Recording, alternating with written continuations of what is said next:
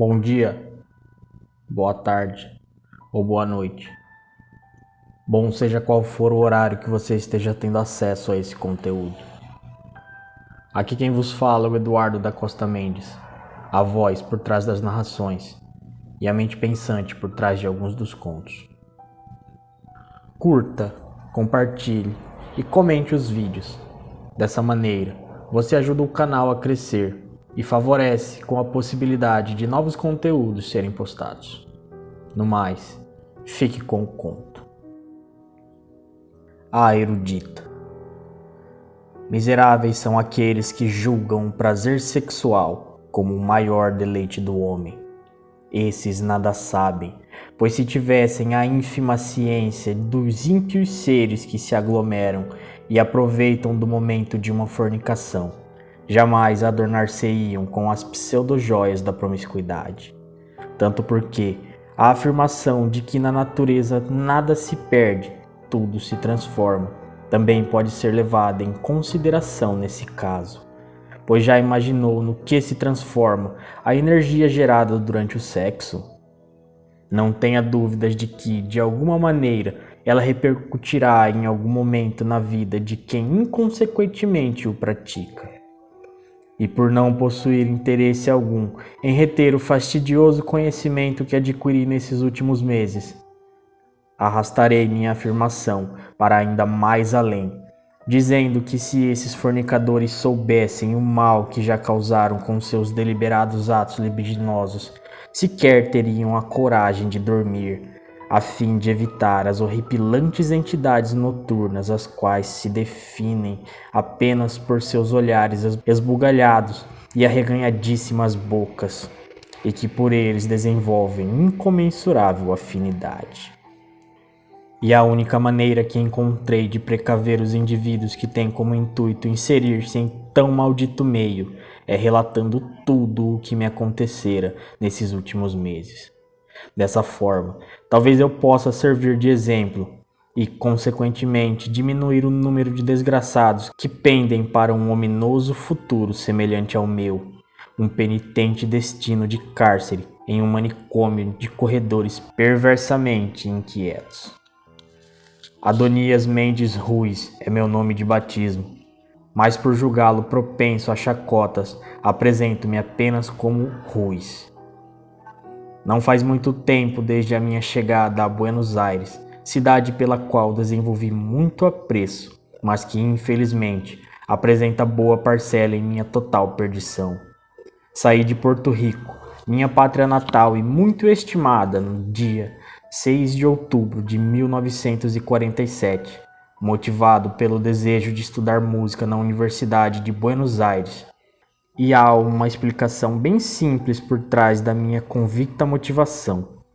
Eu pretendia consagrar-me como pianista, para que assim pudesse dar continuidade ao consolidado e longo legado familiar, cuja fama mantém-se em função dos talentosíssimos musicistas que carregam meu sobrenome nas identidades.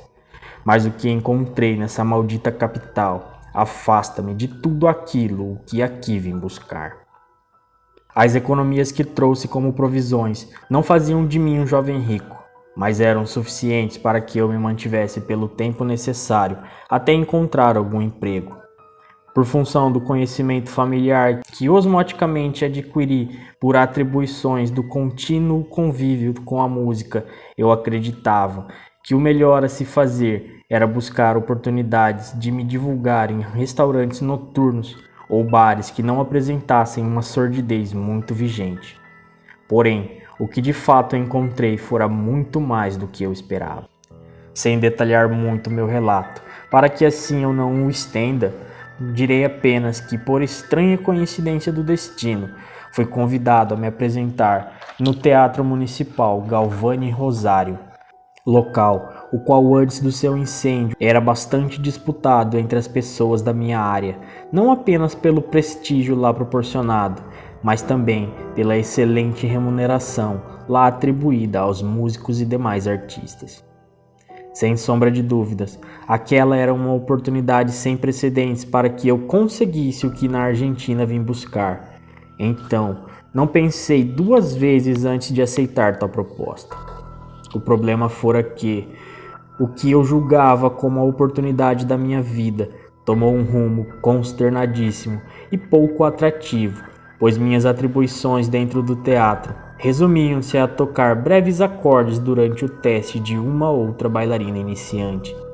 E sendo eu o detentor dos talentos musicais mais refinados, julguei aquela situação como um catastrófico desperdício, tanto para mim quanto para o cenário musical mundial. São poucos os que valorizam a música da maneira como ela deve ser valorizada. A maioria das pessoas apenas a tem como uma maneira contemplativa de escapar da efêmera realidade a qual nos dita o ritmo da vida. Mas a música não se restringe a essa subordinação aos seres humanos.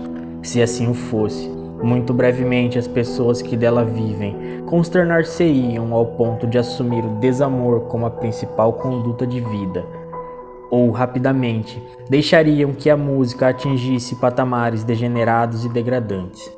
Espero que o futuro não reserve tal condição, não vulgarizando a música ao ponto de encher os bolsos de malditos sem qualquer tipo de talento, os quais facilitariam a ação massificadora dos gestores sociais interessados na ignorância. E de fato, sendo eu um representante dos ruins, não poderia deixar que isso acontecesse comigo. Tanto porque acreditava muito na possibilidade de ser deserdado pelos meus pais caso continuasse apenas tocando para os testes de bailarinas pueris. Após algum tempo, graças a Fabiano Pontes Alvarez, um estimado camarada que conheci na faculdade, consegui alguns empregos temporários nas noites argentinas. Nada que fosse encher meus bolsos ao ponto de transbordá-los, mas tais trocados representavam o melhor que eu podia encontrar naquele momento. Porém, maldita é a juventude que nos envenena com infatigáveis desejos vis, cujo controle dá-se apenas pelas satisfações carnais, pois sendo eu um jovem despudorado e de nenhum compromisso matrimonial, o que me restou fora o emprego daqueles pequenos valores em orgiásticas noites pelos bordéis da cidade. Por mais que a previsão da minha ruína estivesse estampada em meu semblante, nada fiz em minha defesa, pois tão saborosos são os vícios que somos ludibriados da maneira mais imoral possível, sem sequer reconhecer o perigo à nossa frente.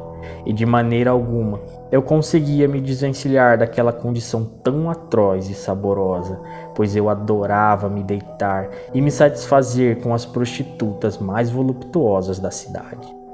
Certa manhã, após ter despertado em meio a uma mixórdia de garrafas, cigarros e corpos nus, Fabiano informou-me de que minha matrícula na universidade havia sido desconsiderada por função de uma possível displicência como aluno de minha parte. De fato, haviam se passado algumas semanas desde a última aula que compareci, mas nem por isso deixei de protestar ao ser subjugado por tão injusta condição, tanto porque, se conjuntamente somados, os talentos de todos os demais alunos sequer chegariam perto da minha qualidade musical, e isso demonstrava o quanto eu havia sido injustiçado. Que todos fossem para o inferno, pensei. Eu não precisava deles, tampouco de qualquer miserável bolsa de estudos. Eu possuía talentos pelos quais outras pessoas matariam para ter, e não me sujeitaria a implorar vaga, seja lá em qual fosse a universidade. Mas ao mesmo tempo em que fui informado da minha expulsão, também recebi uma das melhores propostas da minha vida, e essa, sem sombra de dúvida, era impossível de ser recusada. Não havia passado muito tempo desde a chegada de uma das principais companhias de música do país à cidade, e ciente de que músicos estavam sendo contratados para compor o quadro complementar para um aclamado espetáculo, o qual traziam, me inscrevi. Mas por mais que eu possuísse os conhecimentos necessários para dar cargo a qualquer tarefa que tivesse relação com a música, fui acometido por uma incerteza bastante fugaz ao cogitar a hipótese de me juntar à banda. E meu receio não se dava por função da responsabilidade de estar em palco com uma das companhias de músicas mais importantes do país. Meu receio orbitava as histórias sombrias colecionadas pelo grupo de tocantes e cantantes ao longo de sua turnê ao redor da Argentina. Os mistérios acerca daquele grupo eram inúmeros e de proporções sinistras o suficiente para deixar qualquer um com o pé atrás. Muitas das cidades por onde a companhia passara serviram de palco para ocasiões um tanto memoráveis, por assim dizer, mas nada que representasse alegria ou motivos de comemoração por parte de seus habitantes. Incêndios inexplicáveis, despudorados assassinatos, gravíssimos acidentes e mais uma porção de implacáveis desgraças faziam com que a sociedade associasse essas tantas tragédias com a presença da companhia de músicos. Contudo, a proteção dos ricos da cidade tornou-se algo comum.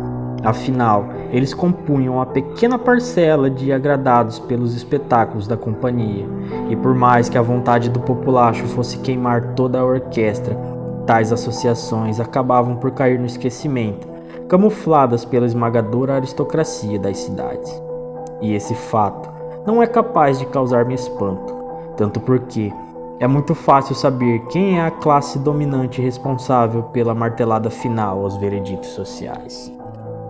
Acabei por ceder ao vislumbre de participar de um conjunto de tão proeminente sucesso e acabei por ir fazer os testes.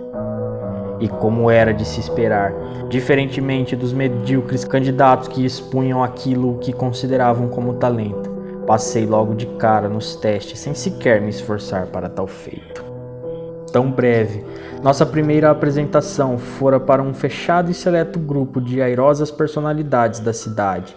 Na plateia, não era difícil de encontrar algum banqueiro, doutor, político ou algum representante da corja que humilha o povo, incitando-o a almejar patamares possíveis somente para quem já nascera em berço de ouro. Mas aquela noite não destinara-se para tal ocasião, e por isso não perdi meu tempo olhando na cara de cada um daquelas malditas pessoas.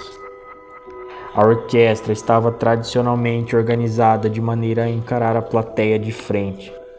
O meio do palco estava vazio, mas havia um motivo por trás daquele espaço aberto no centro das atenções, e tal motivo é a resposta por trás da obrigatoriedade de usar uma maldita camisa de força nesse manicômio infernal. Aquele local estava reservado para a beleza mais proeminente que já vislumbrei em toda a minha vida. Tal lugar estava reservado para a tenor, a soprano, a agudo, a grave.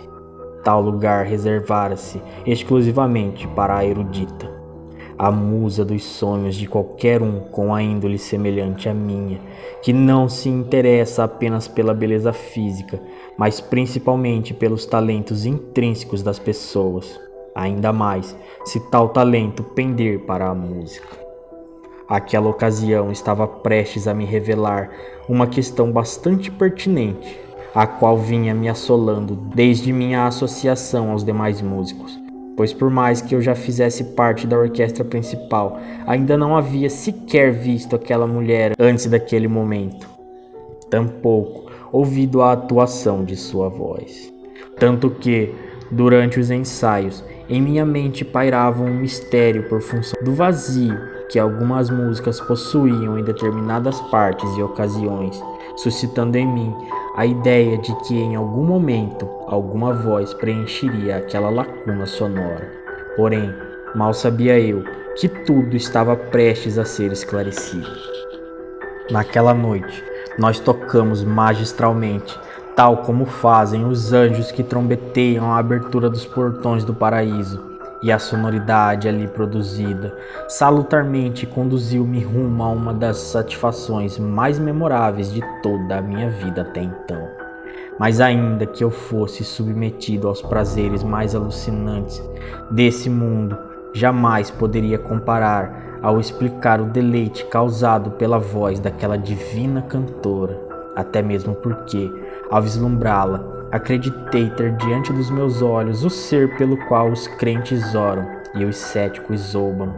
Quase fiquei cego por isso. Seria ela uma deusa, um anjo, ou apenas uma mulher dona de uma reluzente beleza capaz de ludibriar até mesmo as mentes mais sãs? Naquele momento, eu jamais conseguiria responder tais questões, Mas agora, mesmo que sobre a acusação de loucura e sem nada a perder, não apenas consigo responder tais questões, como o farei.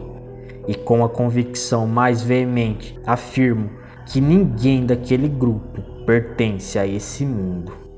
Não posso afirmar que todas as pessoas presentes na ocasião viram a erudita da mesma maneira que eu vi. Porém, garanto-lhe que todos tiveram reações tão espantosas quanto as que eu tive, talvez muitíssimo piores. O frenesi ao qual fui submetido após ouvir o canto daquela mulher inutilizou todo e qualquer sentido do meu corpo, transformando-me numa paródia risonha e desajeitada, cuja função de tocar prostrou-se diante das características mais latentes de um mongoloide sonolento e inútil. Mas por mais que minhas vistas letárgicas pouco diferenciassem da extravagante condição multicolorida a qual eu me via preso, muito pude ver de tudo o que estava acontecendo ao meu redor. A silhueta da erudita, tal como toda a sua imagem, distorcia-se cosmicamente em uma espécie de cintilação brumosa, da mesma maneira que acontecia com todos os acompanhantes da orquestra. E aquela caleidoscópica dança de cores transportou-me para longe de qualquer sugestão de realidade, alçando-me para uma fantástica zona de emoções policromáticas, sem sequer mover-me do meu assento. E aos poucos fui tragado para a sucursal de algum paraíso de prazeres, gozos e satisfações, onde o riso era constante e a alegria inesgotável. Porém, nesse medíocre lugar chamado mundo, não há locais capazes de nos proporcionar o paraíso eterno. Por isso, ao mesmo tempo em que eu me via acometido pela alegria e todas as demais condições satisfatórias possíveis para o ser humano, uma melancolia sem precedentes tomava-me nos braços, dando-me uma breve ideia de como se sentem os viciados em ópio e haxixe, os quais definham nas sarjetas e vielas da cidade após o pico do efeito dessa substância passar. E essa melancolia se dava expressamente por eu ser incapaz de sair daquela condição, ainda que eu me esforçasse muito para tal, e que ela estivesse me proporcionando venturosos prazeres inauditos.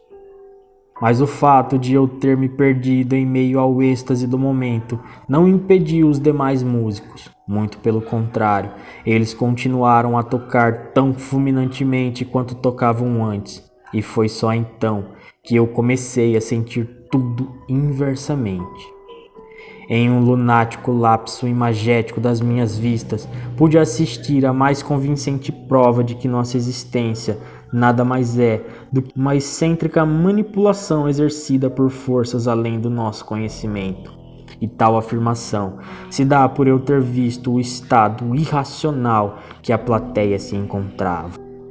Pois em meio a um incoerente emaranhado de corpos entrelaçados, as pessoas da plateia relacionavam-se em um pandemônio de excitação e despudor, não havendo sequer restrição entre elas, pois muito embora a maioria das relações estivesse sendo consumida heterossexual e monogamicamente, também era possível encontrar a homossexualidade e a poligamia parcial em meio àquela algazarra orgiástica. Gritos, gemidos e gargalhadas eram os únicos sons provenientes daquela situação louca, mas ainda que aquele pecaminoso conluio sexual estivesse explícito bem diante dos meus olhos, o que mais me impressionou, e tenho certeza de que lhe impressionaria também, fora a causa daquela exacerbação de sexo. Aqueles que antes apresentavam-se como uma orquestra revelaram sua verdadeira identidade, suscitando em mim a certeza de que aquela incógnita forma adotada era apenas uma maneira de não causar alarde entre as pessoas, pois sua real aparência os afastava de tudo o que é humano. Não posso afirmar que as formas diante de mim eram os corpos das criaturas, mas para zelar pelo que ainda me resta de sanidade, prefiro acreditar que aqueles eram seus corpos, negros e estufados. Até porque, Aquilo que mais aludia aos possíveis membros daquelas criaturas amorfas localizavam-se nas mesmas posições onde se encontram nos quadrúpedes, mas ainda assim, nenhuma certeza me impele afirmações de que aquilo eram braços ou pernas. Não menos estranho que tudo o que estava acontecendo, mas igualmente perturbador, eram os fios que ligavam as criaturas anômalas ao frenesi de sexo na plateia. Era como se aquela ligação fosse responsável por algum tipo de sucção ou absorção, a qual alimentava ou sustentava as criaturas, dando a elas uma turgidez crescente e abalofada. E a cada segundo elas cresceram mais e mais, e muito embora eu apenas suspeite que aqueles orifícios que se escancaravam fossem suas bocas, elas tornaram-se risonhas e zombeteiras. Mas nenhuma outra daquelas anomalias se equiparava à figura central, aquela que se apresentou como a erudita. Pois é até difícil de se descrever algo que se define como uma forma bípede e de olhos inflamados, a qual a face não passa de um incoerente atrofiamento sem formas, detentora de longos braços e de uma pele por onde uma viscosidade escarlate minava abundantemente e seguia rumo ao chão, empoçando sob seus pés uma gosma muito parecida com o sangue velho. Havia também um desnivelado par de asas de carne exposta em suas costas e uma serpenteante luz pirotécnica coroando sua cabeça, ou seja lá qual fosse aquela região do seu corpo. Fiquei aterrorizado e tive minha crença em Deus posta à prova diante daquelas abominações. Mas ainda que eu relute para tentar convencer as pessoas de tudo o que estou relatando, tenho poucas esperanças de sucesso. E um dos fatores que me convencem disso é o fato de eu ter sido lançado nesse manicômio para que aqui eu define ao sabor daquilo que meus capturadores definem como loucura.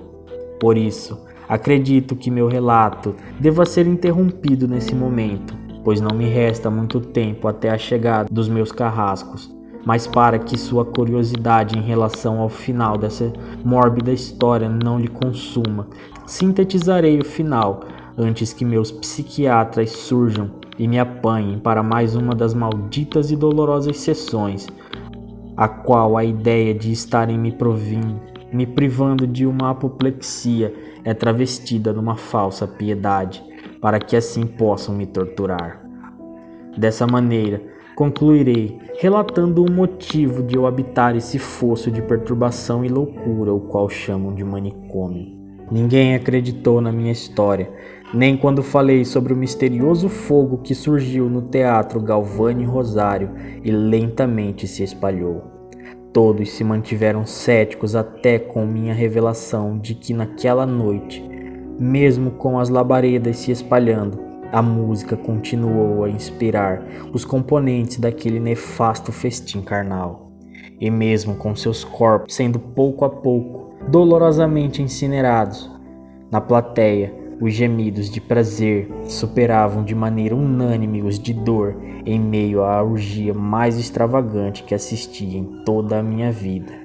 E ninguém acredita que minha perturbação mental se dê não apenas por toda essa desgraça que aqui relatei, mas principalmente pela libidinosa conduta de vida a qual adotei em outrora, e pelos relatos das constantes visitas que recebo daquelas criaturas amorfas, as quais eu defino apenas como íncubos e súcubo.